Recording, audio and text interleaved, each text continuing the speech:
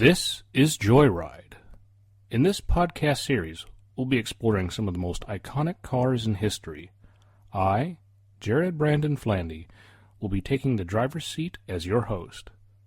Please sit back and enjoy the ride.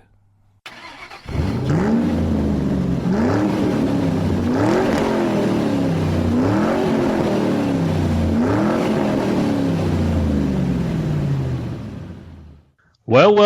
Welcome back to another episode of Joyride. Now, things are going to be a little bit more different today because I have two guests with me on the show. I have my good friend Simon Huff and my sister, Calley. Hey, what's up? How's it going? Doing just fine. Now, I gave a little hint on what this episode is going to be about. If any of you guessed, yes, it is the Ford Mustang. And the reason why I have Simon and Calley on is because they have been or still are both Mustang owners. So tell me, what did you have, Calley? I used to own a 2004 Mustang. It was a V6. It was automatic, so it was a 3.8 liter.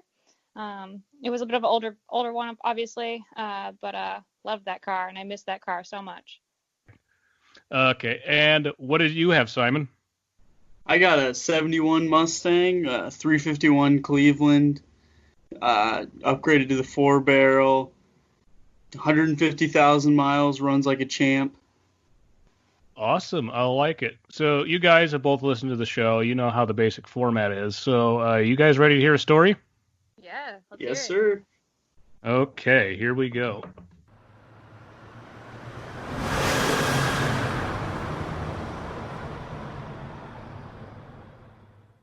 The Ford Mustang galloped its way onto the world stage in 1964. It was a car custom-made for the baby boom generation who were now armed with their driver's licenses and wanted a set of wheels that was far more exciting than the stoic cars their parents were driving. Would you agree with that? Yeah, Completely. nice classy car. The Beatles were all the rage at the time, and Ford executives wanted to cash in from Beatlemania any way they could. They thought if the youth generation was buying into the culture of rock and roll music, then the automotive industry had to create their own version of this. A Ford executive, Lee Iacocca, felt that an affordable sports car was the answer to getting in on the action. The president of Ford at the time was Robert McNamara. I'm assuming I'm saying that right. McNamara, what do you guys think? I would say so. I'd say it's close enough. It's That's close good. enough. McNamara did not agree with Iacocca. He felt Ford should continue to build slow and reliable cars. Now, this is interesting because the original inline 6 in the Mustang, I don't know if I'd consider it fast. But once you drop the V8 in there, it definitely, of course, is going to appeal to the younger audience. All in that sound. However, another Ford employee, Don Fry, was supportive of the project. When trying to decide what young people really wanted from the automotive industry, he used his own kids to gather feedback. They simply told him that Ford cars, quote, sucked, end quote. Wouldn't be the only time I have ever heard that. With Fry's children's opinion in mind, both Fry and Iacocca thought there might be a future for the fast Ford they envisioned. Iacocca initially experimented with this idea by making the Ford Falcon more sporty. Cool car. I hope to own one someday. I was going to say, those are pretty sweet cars. McNamara, or whatever his name is, would eventually be lured away from Ford when he was offered to be the Secretary of Defense for John F. Kennedy. Job change. That's a big job change. I'm not entirely sure what went down there. You go from building slow, boring cars to basically being in charge of the military for the most part. Usually guys that like to build things typically turn out to be pretty smart. I A lot smarter than you think. Tanks are slow too, so maybe that's why he liked it. Stole the words right out of my mouth. This opened the playing field for Iacocca to build the sports car he wanted.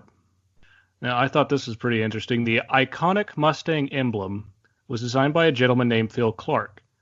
Phil Clark was only 33 and knew he was dying to neurological problems he was experiencing. He knew this would probably be the last project he would work on, so he gave it all when he was designing the logo. The end result was the Mustang badge we all know and love. A sweet logo. One of the best. Yes. The final production car, though, would be very different from the initial prototype designs, but both Clark's badge and the name stuck. The car's name comes from the airplane the United States used during World War II, the P-51 Mustang. As a side note, as highlighted in the movie Ford vs. Ferrari, the Ford company did build airplanes for the Air Force during the war. Much true. like Saab. Much like Saab, yeah, because Simon is also a Saab owner on top of being a Mustang owner and a Isuzu owner. About half of them are crap. I'll let you decide. I like them all. Don't feel bad.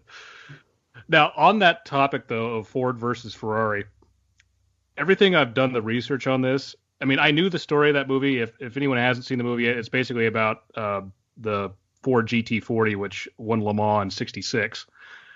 But they got a lot of things right in that movie. I haven't seen it. I really want to see that movie. Yeah, surprisingly more accurate than you'd expect. Because the 24-Hour War, another really great doc that's on Amazon Prime, I think, about the same situation. But it pretty much follows it scene by scene, except for it plays into America a little bit more than it does Italy, but it honestly, it doesn't take away from the movie at all, I don't think. Yeah, you can't totally recreate history when you're making a movie like that, but I thought they did a pretty good job of coming close anyway. Oh, I think so too. Love the movie. Okay, to segue in from that, when Henry Ford II asked if they could sell the car, Iacocca said he was pretty sure they could. Ford's response was, quote, "You'd better," end quote. Confidence is key. I think that was a little bit of a motivator. You don't want to screw up a lug nut day when your boss says that to you. Yeah. Iacocca knew that for the car to be successful, the car would have to have a major advertising campaign in order to make it successful. On the eve of the car's launch, Iacocca took a major gamble by buying airtime on all three of the American television networks in order to air commercials about the Mustang. Go big or go home. He went big. I mean, that I don't know what that would have cost, but from what I had researched, that like ABC, NBC, CBS, whoever was, all those ones that are back then, literally everyone was sitting in front of their TVs on all those different stations getting the same commercial. Imagine if you flipped the channel and every single channel had a Mustang ad at some point. Like that. I mean, I'd be nuts. okay with that, Me too, but it would definitely be weird to be like, I just can't escape it. I remember being a kid and turning on the TV to watch cartoons or whatever, and then the president would do his speech to the nation. And I remember just clicking through it, because we just had antenna TV, just going, he's on every channel. It was really annoying. Didn't know the president was on Nickelodeon. Okay. So yes, Iacocca's advertising gamble had paid off. The car became an instant hit. The Mustang was first unveiled on April 17th, 1964 at the New York World's Fair. Now, I think that's pretty cool. Back in the day, like even up into the 60s, World's Fairs were big, big deals. Oh, yeah.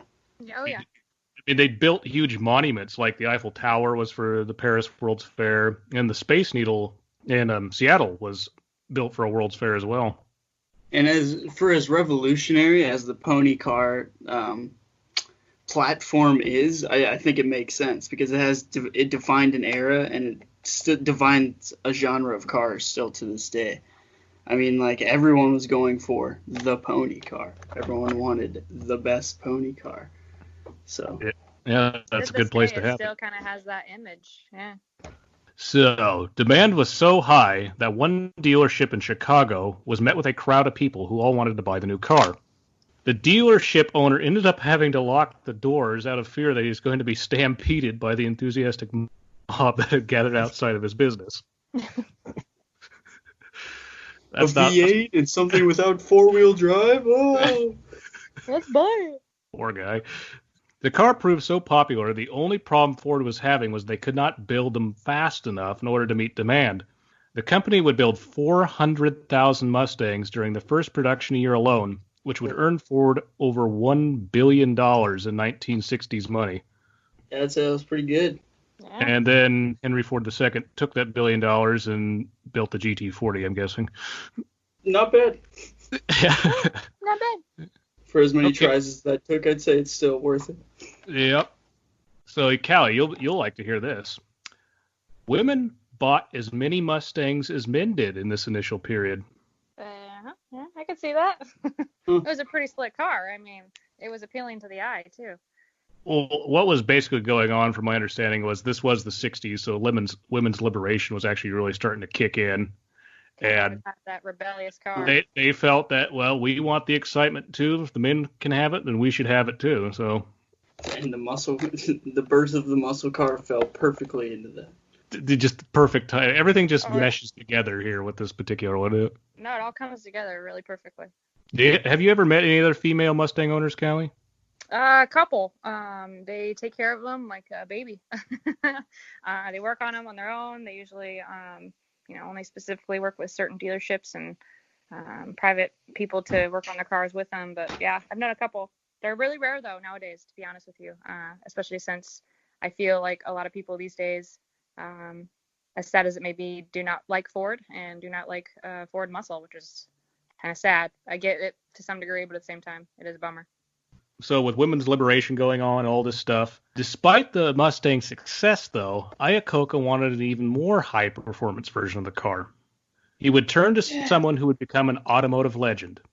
This was a cowboy hat-wearing, smooth-talking gearhead from Texas. Can you tell me? All right.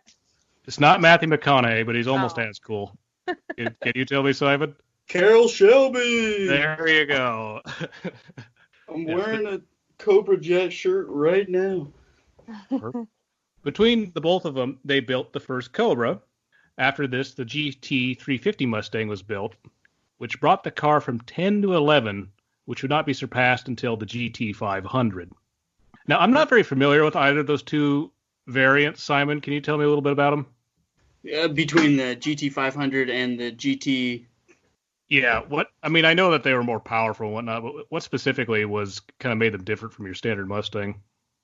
You're just gonna get the basic upgrades like suspension, power. They didn't do a whole lot more else than that, other than most of the early Mustang stuff was trim packages and just horsepower performance. You might get a little bit of a suspension bump, but really, you're just asking for more power for the higher you go up in the chain.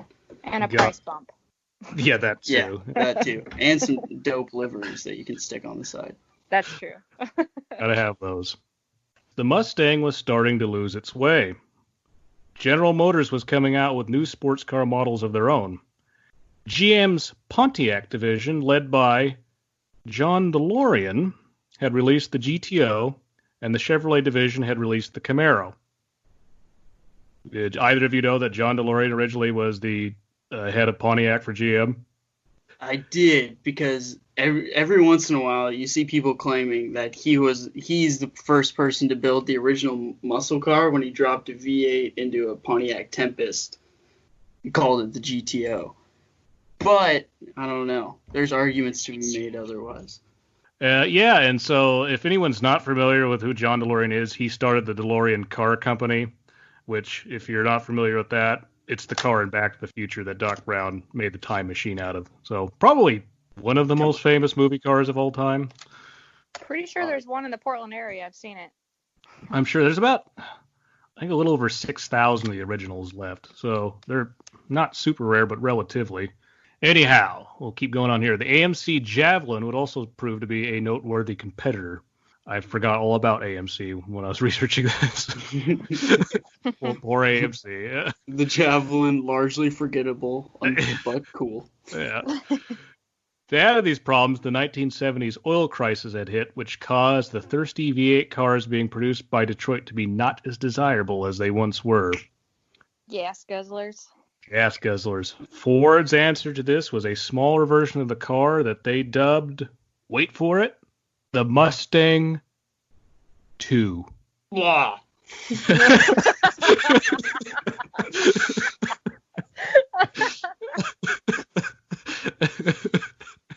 Very creative in the marketing department there.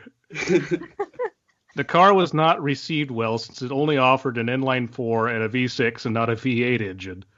Despite the failing of the new Mustang, Iacocca was named president of Ford in 1969. Being in control of the company, the new president decided it was time to put the Mustang back on track. The efforts would result in the Mustang Mach 1. Now we're talking. On that note of Lee Iacocca, on me and Calley's side of the family, like all the guys were just total Mopar, always in the Chrysler. And so they all worship Lee Iacocca because he was the CEO, I think back in the 80s, that turned him around out of bankruptcy for the first time. Then someone will have to do it 2 more times for Chrysler over the years. Keep pulling Chrysler out of the mud. So I always associated Lee Iacocca with Chrysler. I didn't realize he was so ingrained in Ford, though. Yeah, that's weird because I'm not a huge Mopar guy, but I always think of him as Ford because he's so ingrained in the history of the pony car. But yeah, I guess definitely works for both sides. During the 1980s, a new Mustang would be introduced. This model among enthusiasts is known as the Fox Body.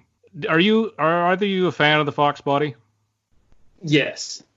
It has... Yeah. Go ahead. No, you go ahead, Simon.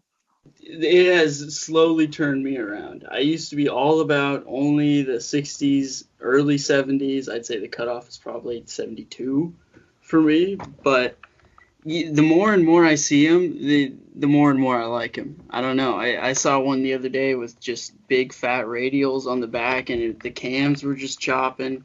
And I've heard their shit boxes from everyone, but that doesn't mean I don't want to own it, you know? Just seems fun. It happens. Yeah, they do look. I mean, they're kind of cool. I will admit, it grew on me as well. I didn't at first like them, and it grew on me over time. The more and more I see them, I start to kind of like them. Yeah, very retro. Yeah, very. If you're all for retro, it's awesome. Yeah. Right. I remember seeing one years ago, and I didn't know what it was at first. And I wasn't until I actually had to go look at the back and went, "That's a Mustang." I like how it's small. I mean, smaller than the previous ones, but it didn't really look like a Mustang to me, at least. It didn't to me either. It just, it kind of was away from that traditional body style that they had. If you put it next to a Yugo, I feel like it looks more similar. Well, that doesn't take a lot of effort, but yeah, you're probably right. That being said, I don't hate the way the Yugo looks, so everyone can take that into consideration. They need to bring the Yugo back, man. I couldn't agree more. That and the AMC Pacer. Oh, throw the Gremlin in there while you're at it. Yeah, there you go. Avocado 70s green. Oh. There was a little problem now, though. Despite the Fox Body coming along, the 1980s would start to experience a recession which caused sales of the Mustang to slow. They got so bad in the late 80s, Ford was seriously considering to kill the Mustang nameplate entirely. When this news broke out, thousands of loyal Mustang fans sent letters to Ford pleading them to keep building the car. Because of this, the company decided that killing the Mustang would probably be a very bad idea. Like, we hate the Fox Body, but we don't really hate it. You know? Yeah, everyone's changing the tune real fast. Wait. Please, we'll take it if it's the Mustang. Consequently, the Mustang has stayed in production to this day, which I'm sure you guys are glad to hear. Thank goodness. Because the Mustang has such a following, it's made many movie appearances. The most noteworthy examples include Bullitt, starring Steve McQueen, released in 1968, the original Gone in 60 Seconds, which came out in 1974, and of course the remake starring Nicolas Cage in 2000. What do you guys think of either of those movies? Do they live up to the Mustang deserving to be in them, or they deserve to have the Mustang? I think I haven't seen the other Gone in 60 Seconds, if I'm being honest. I've only seen the original one. That's the one I gave you, right? Correct. And I thought the Mustang was awesome in that movie. Even in the recycled scenes, the Bullitt Mustang is awesome. It's led to some pretty cool recreations even today. I think there's a Mustang Bullitt trim for the 2019 year lineup, and it's just cool. It's just cool. Well, I mean, in Bullitt, I mean, you got Steve McQueen, which is Oh yeah, the king of cool, the coolest man in the world, Yeah. driving your car. So what's the complaint there, right? Yeah, they picked the Yeah. right guy. They picked the right car. You can't go wrong. I have no complaints if you throw a Mustang in a movie. Nope. Now, I have seen both The Gun in 60 Seconds. I mean, the one with Nicolas Cage is a technically better, in a technical sense, a better movie, but I like the original one better. But the car chase. Because it's Yeah. just the car chase. I mean, if anyone hasn't seen it, the car chase, I think it's the longest in history. It's like 45 minutes long. It's well worth the watch, though. Yeah. But besides that, I just love how it's basically just a really bad 70s movie. Yeah, it's pretty bad. But once you get to the car scene and they're just breaking and stuff's falling off everywhere and it's still ripping around.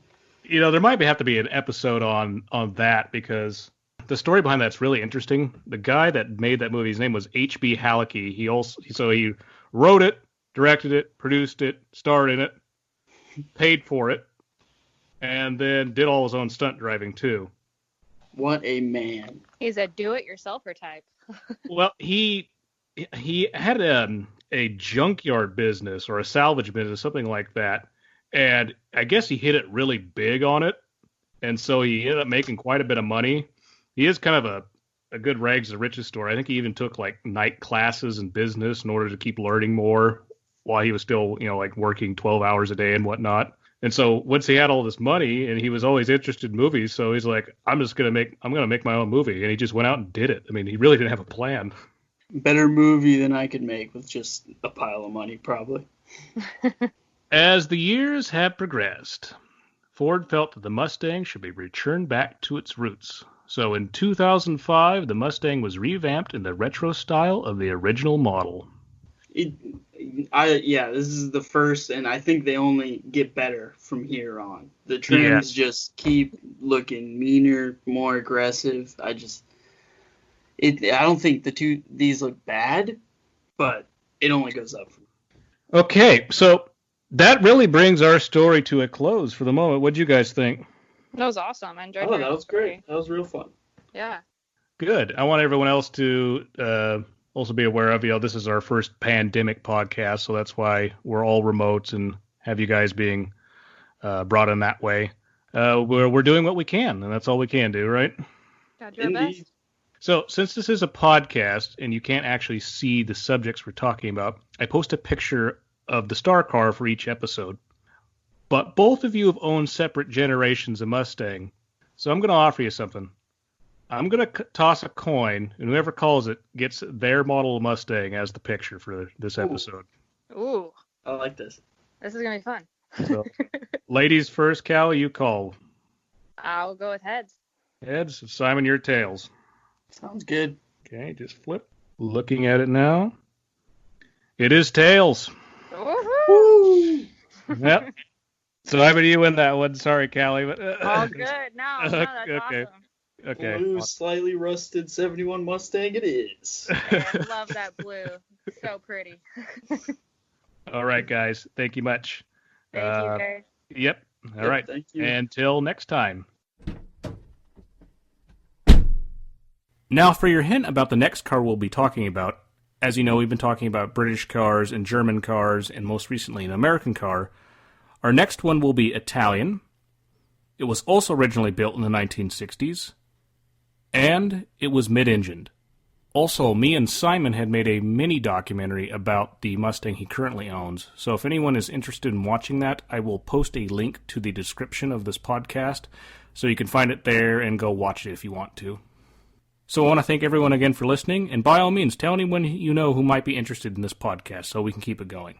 With that said, thanks again, and stay tuned.